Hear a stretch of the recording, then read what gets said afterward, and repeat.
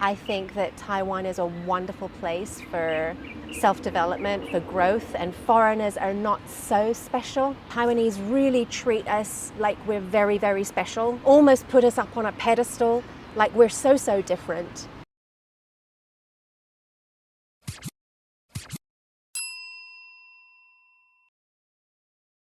I'm Caroline and I come from England, Brighton in England, and I'm a business coach online. How long have you been in Taiwan? I've been in Taiwan for 19 years, almost 20 years. I came in 2004. Wow, you're almost a Taiwanese. Not quite. People will tell you about how special Taiwan is, especially the nature and it's unique and stuff like that. Yes. What is unique about England, or what is special in England that you can share with Taiwanese? The food is unique. We have very heavy food, especially the cakes. Heavy cakes, fruit cakes, cherry cakes, Madeira cake. We have lots of things like cottage pie, shepherd's pie, the big British breakfast, and Sunday roasts. Yeah, I think that's one of the special things. Also our royal family. Yes, it's a special thing about England. Okay, if someone wants or wishes to go to England, what advice do you have for that person?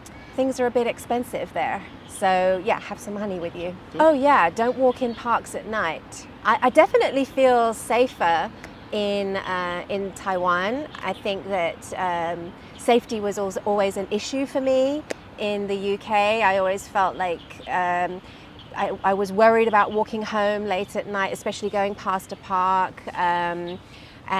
You know, I would often have my car broken into and the radio stolen, and public property.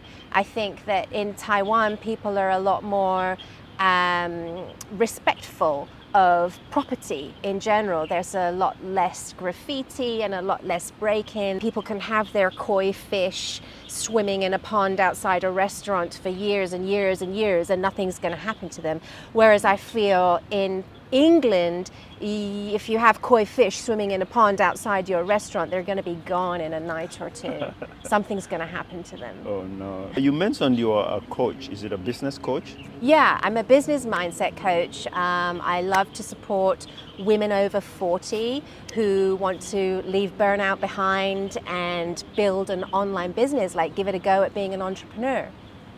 Okay, is it mainly foreigners or Taiwanese? Yes, for foreigners. My Chinese is not good enough to help Taiwanese to do this because the first step is dealing with becoming a best-selling author on Amazon. Yeah. Okay, and is it only women or men also? That's my niche, is women over 40 who are burned out with working in other people's businesses and building the dreams of other people. But I get a lot of men attracted to the message too, so brave men are welcome too. Okay, anyone out there, Taiwanese, who can speak English very well, you can, her Instagram link and Facebook link will be in the description below. I'm there. Check her out. You've been in Taiwan for 19 years. Yes. Are you married here? I am married. I'm married to a Canadian man, and I have 2 children in the local school system. Wow, interesting. And how is it like a foreigner raising 2 kids here in Taiwan? Yeah, it hasn't been easy because we are 2 foreigners making a life here. I think it's easier if one of you is a Taiwanese. It definitely, and the children have at least a Taiwanese passport.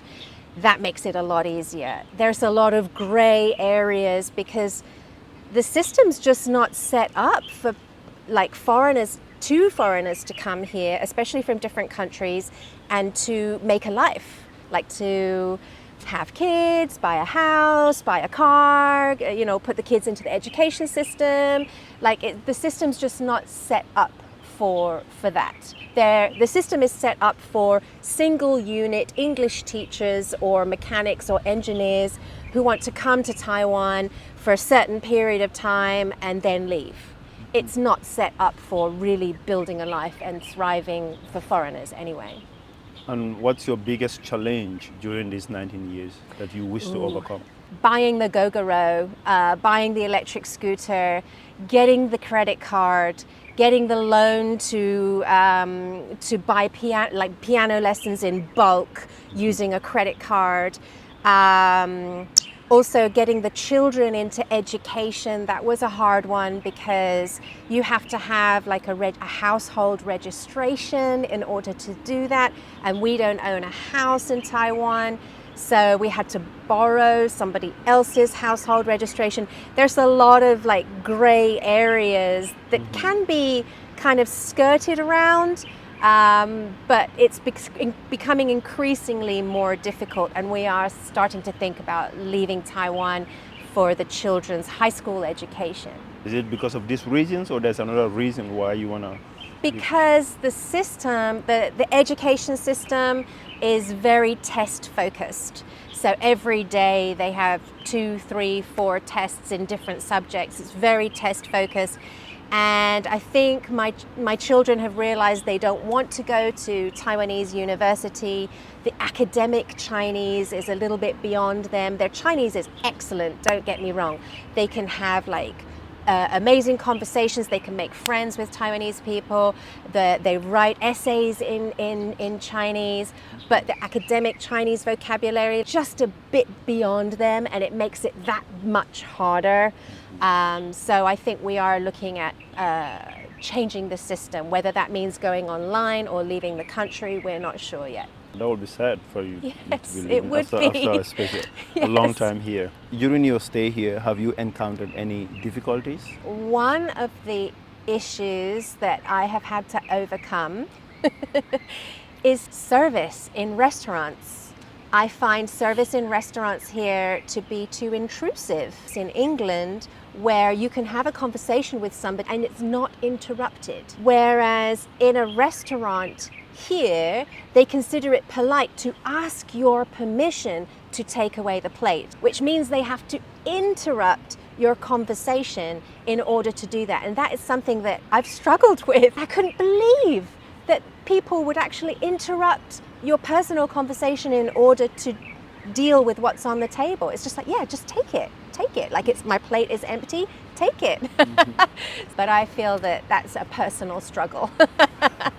If you had to change anything in Taiwan, what would it be? Foreigners are not so special. Taiwanese really treat us like we're very, very special, almost put us up on a pedestal, like we're so different. Whereas that can work in our benefit. It creates a barrier to having conversations, relaxed interaction, because I can speak English. I'm like a normal person, the same as you. Like, I can't speak Chinese. Like, let's just, make it work.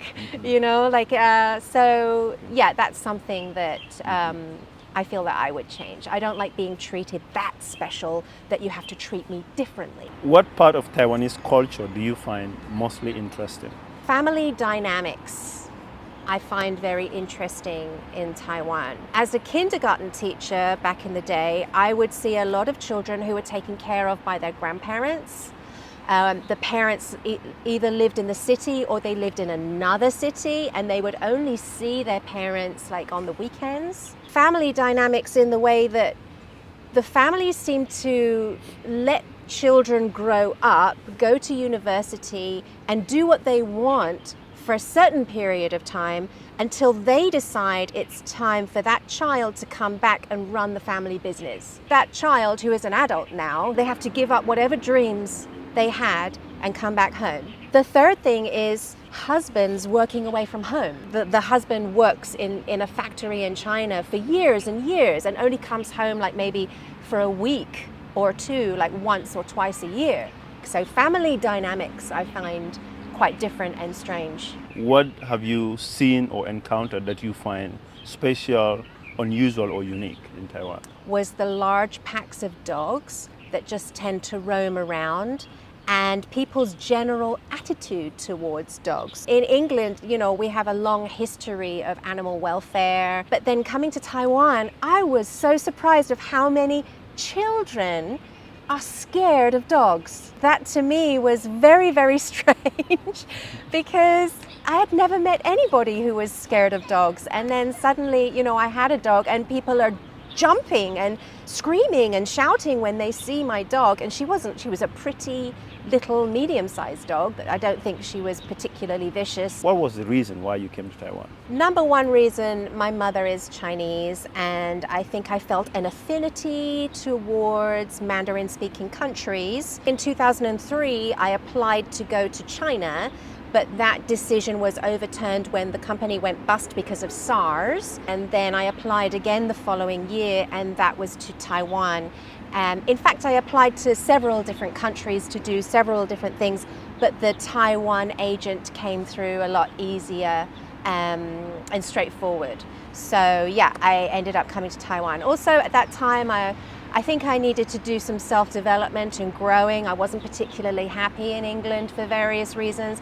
So I just wanted to get away, change my group of friends, change what I did, find a life that I was more happy with. What advice would you give to a first-time visitor in Taiwan? If that visitor looks like me, I would say make sure that you bring lots of underwear and clothes because those are items that are difficult to find here. If you are generously proportioned, like I am, it's difficult to find decent underwear and decent clothes that fit, because there's something called Asian fit.